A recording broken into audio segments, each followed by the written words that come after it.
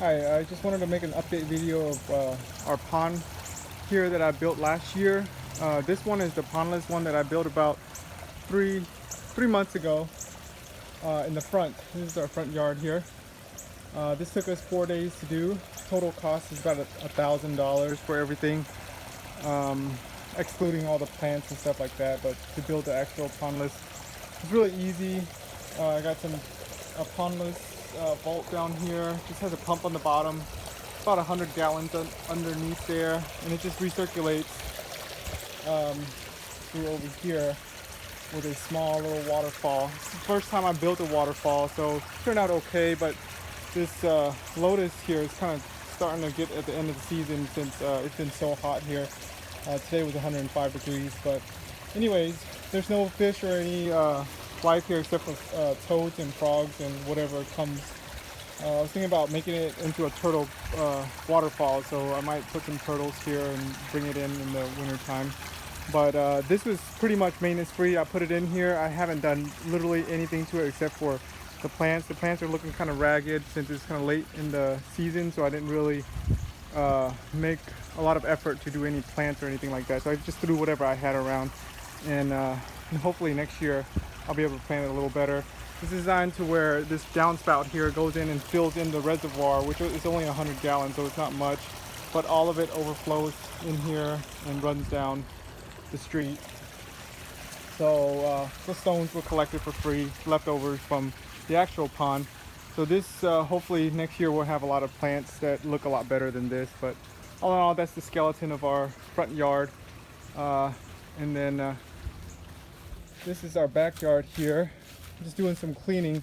And this is really a video of an update of this pond here. The realities of owning a rock and gravel pond, and the maintenance, and just kind of what it all takes to own one, and how much work it is and all that. And to be honest, I just came back from a 3-day trip, actually 4-day trip, and you know, the pond was fine by itself. But all in all, most of the time I do something to the pond every single day, and I don't really have to, but I want to just try to keep it maintained every day, leaves and debris.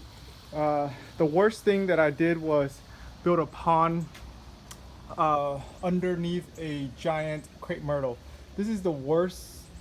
I guess it's a tree, maybe a shrub, but this thing is giant, and so this is the worst type of plant to have a natural pond that you can't cover up or elevate up and have all of the leaves and flower and all that go into the pond. So I used to have a lot of lilies and all sorts of aquatic plant in here. Well, they're all gone, but it's okay since these fish I bought from Tosai, these are all Japanese, well, except for two domestic butterfly koi. Actually, they're really pretty. For I think I bought it for like $15 a piece. But anyways, the Japanese koi were a lot more expensive, and I bought them at 3 to 6 inches. They're not 3 to 6 inches anymore after a year. They're anywhere between 10 to 18 inches, and that's under a rock and gravel pond, 3 feet at the deepest. Now it does have black dye, and these are the products I use here. Black dye because again, we're in Texas, so the weather was 105 degrees today, so the sun, even with the sun cell up here, it didn't really affect, I mean, it didn't really help with the heat. So having the pond dye really helps cut down the radiation that hits into the water, and it helps cool down the water and all that. But in the fall and spring, the water stays crystal, well, the water's always crystal clear. It just has a black dye to it now. I did try this barley extract here, super expensive. I think it was like $50. I don't really think it did anything. I never had any string algae in the pond itself, but I have a lot of string algae in the bog. And so, which is fine with me. I just wanted to see if it really helped. But I think the algae in the bog really helps keep the water more clear also. So, all in all, on the update, the pond itself serves really well. It did really well, especially for the first year. I put this dock in as a hiding place, a feeding place, a place for kiddos to sit and relax. And I have a pillow that I lay there every night because the light that casts up here, it looks like It just shines. It's really nice. So it's really nice out here at night. Some chairs here sitting. This is our living room. Giant windows. You can see through. You can see the fish beautifully, especially without the pond eye from inside the house. So I just have the electrical going in here. And then this is just the box here, little leaf blower or small blower here to help with clearing up all of the debris from this giant tree. Again, this was literally the worst decision that I made, is putting the pond right here. But all in all, it's been about a month's worth of daily maintenance to keep the flowers from clogging up the pond and the skimmer box. And then I had to get rid of all of the plants inside. There's only plants on the shelf, and they all have stocks type of plants where the bottom is relatively narrow and the top is it comes out from the water. I used to have those parrot's feathers right there inside the water, and it was really nice, but I think it worked out pretty well up there too. Japanese maple here. So let's start over here. So I did one smart thing that I did that I didn't really think about at the beginning was putting in an autofill. So this is a little autofill line here, very simple. You get it for like 15 bucks on Amazon. The autofill valve itself, and then just the line is from Home Depot. But anyways, if the water level goes down, it'll just autofill here. This is overflow into a drain here. One of my mistakes was I did not route that into the drain at first, and so the overflow was really bad. We didn't have the French drain going down this way, so the pond actually lifted up after the first storm, and I was at work and I had to rush home. I'm a nurse, so it was really hard to rush home and try to pump out the water and not have the pond just turn upside down. But thank God for the rock and gravel, which kept the liner down and only had the middle lifted up. And as soon as I pumped all the water out, dug a hole on the side of the pond here, put a sump pump down and pumped all the water out, the liner actually just went back in place, and like nothing ever happened. And I just kind of rearranged some rocks around and it was fine. But that was kind of scary because the bottom liner in the middle actually lifted onto the surface. So the liner actually was sitting on the surface of the water, and the fish were just kind of freaking out. I actually lost some of my favorite ones, but I think 2 of them I lost during that time, just because of stress, I believe. I have lost 4 fish here, which is very sad. 1 was from the cat, 2 was from the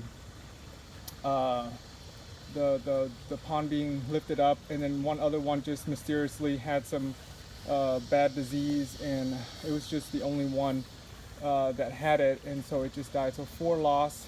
All in all, every other one are just super healthy. It looks perfect. The scales are perfect. It eats like a pig. They all do. So anyways, back to the skimmer box.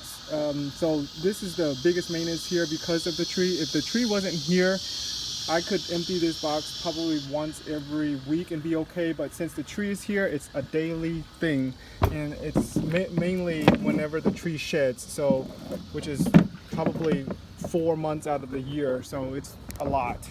And the other times I have in the fall, I would cover the pond again, because last fall I didn't know, so I had to cover the pond kind of late, so a lot of the leaves went down on the bottom. Never picked it up. I just used the net and got whatever I could, and over the spring all of the bacteria and stuff got rid of it, and the koi actually scooped up a lot of it. So if I go down there and scoop up the bottom, there's a lot of small debris down there, but it's all being taken care of by the bacteria, I believe. And I'm not going to drain out this pond this year. I may not even drain it out next year. I may just keep it until it actually looks really bad, or the water quality looks really bad or something like that. Then I might do it. I have changed the water 4 times, I believe, about 300 gallons each time, and that's it. This is about maybe a 2,000 gallon pond, so about 15% maybe at that, and I've only done it a handful of times in the last year. So not a lot of water change. The autofill just kind of fills up the evaporation, and then from the rain it overflows, and that's it. The water takes care of itself. It remains crystal clear all the time thanks to this box. So the skimmer box houses a 5,000 gallon pump that has flexible PVC pipe that runs underneath all of this vegetation here and goes down into this bog system. So this is a 4x8 bog system. It's 4 feet deep, and it has aqua blocks on the bottom, and then has a large PVC pipe on the bottom, and the water goes into the bottom and then goes through a grade of gravel, and then it dumps right back. This is a clean out pipe here that I have you can't really see it, but I've done it twice, and each time has been very minimal crud down there, so I'm not even going to do it again until a little while. And I might do it for fall and spring, and that's probably it. This is a water feature here that is just for aesthetics. It doesn't serve any purpose except for adding more oxygen on. And then right here is a submergible 40-watt UV light. That's a must, especially with all of this sunlight that I have here. It will turn the water green, pea soup green, if I didn't have it on. There was one week that I accidentally, because everything is on a smart switch that I can control on my phone, and accidentally turn it off somehow. And so my water turned completely pea green. Turned it on for a week, and then it was back to crystal clear again. So the UV really helps with that. These are aerators from most of my products are Aquascape. So this is an Aquascape dual, kind of a weaker bubbler. And I turned it upside down because I didn't want those small little bubbles showing. So it's just kind of boiling really instead of bubbling. And the tiny little fish, I have a lot of guppies and mosquito fish down here. You can see it's kind of dark. But anyways, they love playing around there, and the koi do too. So this is kind of cool. This is a midnight black taro or something like that. It's about to flower here. Never seen it before. This thing is cool. It's been here since March, and it's been looking like this since March, and it's just gotten bigger and bigger. But they are continuously blooming. There's a lot more here. And so next year I'm going to plan to plant a whole bunch of those. There are sun impatias. The regular impatias did okay until it got really sunny. So I would plant a whole bunch of sun impatias if you have a lot of sun. So most of these plants are free or very cheap. And I started out with one or a few. And then I've just been dividing it through this whole summer here. So, hi guys. That's a Yamabuki there. It's one of my favorite ones. But they're always hungry, and it's kind of hard to see because there's that jet that is pushing. It's an Aquascape powerhead jet that's pushing all of the debris into the skimmer. And I like to keep the skimmer about an inch or so opening. On the manual it says to keep it 3/4, but I like about an inch. It gets the best surface skim on about an inch height there. And plus, I've adjusted it to where I didn't want any waterfall because I didn't want the noise. I wanted it to be nice and peaceful back here without the noise. I know it's kind of weird, but this little water feature is the perfect noise for me because I like it kind of peace and quiet. But this right here was designed purposely for this motion here where it pushes like a stream, like a river. And the fish, I wanted to recreate it for the koi where it's going upstream, and in the daytime it loves it. It's tons of oxygen going through there. It's great exercise for it, and it pushes all of the debris towards the skimmer. And ideally I would have liked 2 of them to to be pushed towards the skimmer, but I couldn't make it happen, so that's why I added the jet. The jet is terrible when it comes to having any debris in it, so it keeps clogging up. I keep having to open it up, stop the jet. Look at that, it's completely out of the water. They're crazy. But I keep having to stop the jet and then just kind of shaking the debris out and getting a net and scooping all the debris out. So I should have designed a return type of head where the pump is the one that supplies the flow, and then that would eliminate that problem where I have the pump from the skimmer inside, piped inside the pond, and just having that push towards the skimmer back. But there's no way of doing that now since the skimmer box is pretty much maxed out at 5,000 gallons because it's a smaller one. I spent $4,000 in all building this pond, and it's money well spent. Would I ever do it again as far as rock and gravel? Definitely, but only for the right reasons, only for what I'm doing right now, which is mostly for plants. And I would have had a lot more plants if it wasn't for this crepe myrtle up there. But I think this is okay for now. I'm glad that I put it on the side here, a planting shelf where I could put these types of plants. And there's some bare spots because some of the plants didn't do very well. Still experimenting and still dividing plants because I don't want to pay an arm and a leg for just plants. So I'll just keep dividing it and keep finding cheaper plants. And so this little stream here, I started out with a few of these parrot's feathers, and they're starting to fill in really nicely, and I hope it kind of goes down here and makes this little waterfall parrot's feather looking thing. I don't know, hopefully. That just popped out of nowhere here. And then I used to have a lot of moss in here. It didn't do very well. Texas heat just burns it, so I'm not going to do that again. I went to Washington State and grabbed like 3 trash bags of moss, and they were beautiful. And then about 2 weeks later, it burned all out. So anyways, this is our stepping stone here. So we have a puppy that drinks from here. The puppy doesn't drink any other water besides the pond water. For last year, and she's done really well. Lots of these plants here. I used to have a whole bunch of those water hyacinths, but they all burned out. So I grabbed some from the front and threw it back there just now. And anyways, hopefully it'll do okay. This mint here is doing ridiculously well. Irises, this thalia here is a different type of thalia than that one over there. But this thing is huge, and it's about to bloom. Got some canna over there that's always blooming. There's black, darker maroon leaves that look pretty cool. These are spider lily that just kind of looks different. I just like different textures. More teacup type of taro. I just like taro type and what am I trying to say? Anyways, elephant ears type of plants. Let me see if I can turn on the lights here. So and everything is on a timer and smart switches, so it's really nice to control it from your phone. But when it's at night, the smart switches are from Amazon. I bought it from a pack. It's super cheap.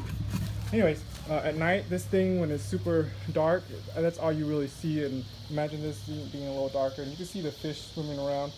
And if there's any mosquito larvae, you can see the mosquito fish going at it every night. And it's really cool out here.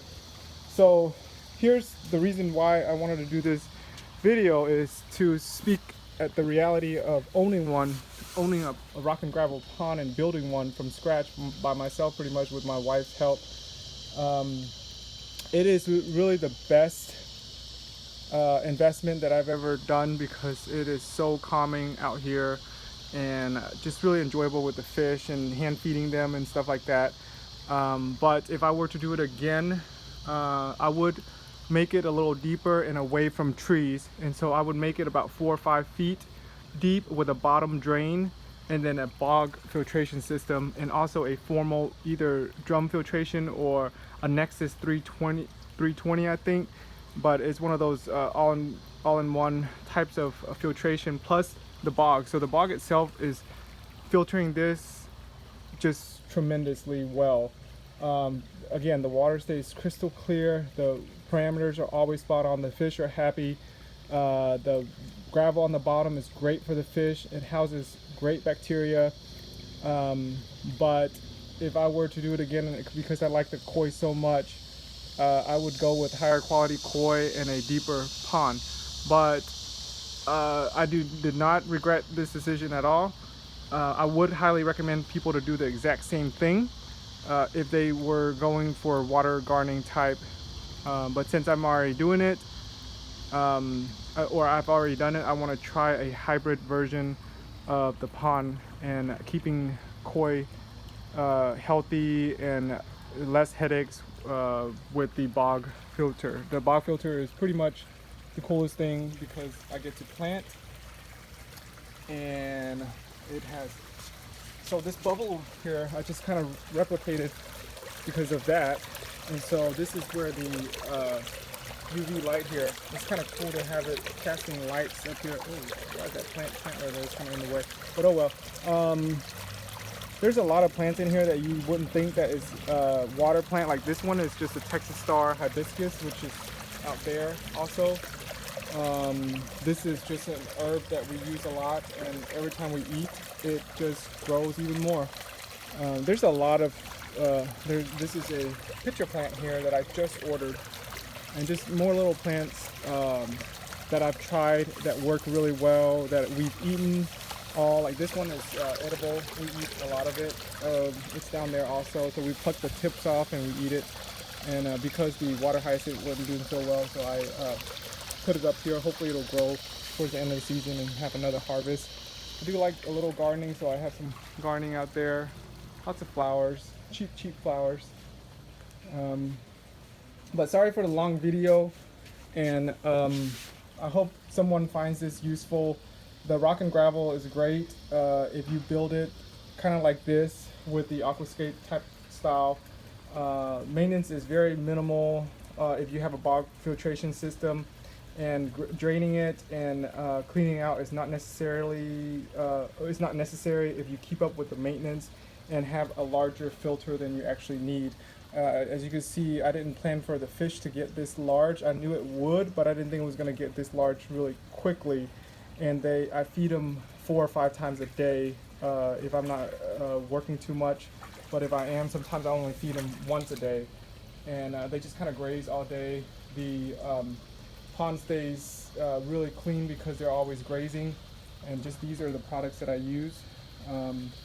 I probably wouldn't use the barley extract anymore because it didn't work for me, because I still have to harvest hair algae, or the long string algae up there, which I think helps with the filtration of the water anyways.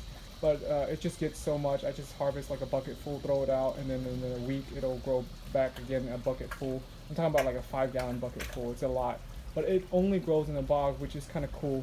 I don't see any hair algae or string algae down here, just that small or that short, less than an inch algae that the fish just always grazes on, so it keeps it at really short. And all of these plants right here cannot grow beyond the planting shelf because the fish will just devour it as soon as it passes the planting shelf. So it all worked out really well. But anyways, most of these rocks were free, so most, not all of them, were free. So that helped on the cost too. But yeah, I hope you find this video useful. If you have any questions, let me know if I could help out. Have a good night.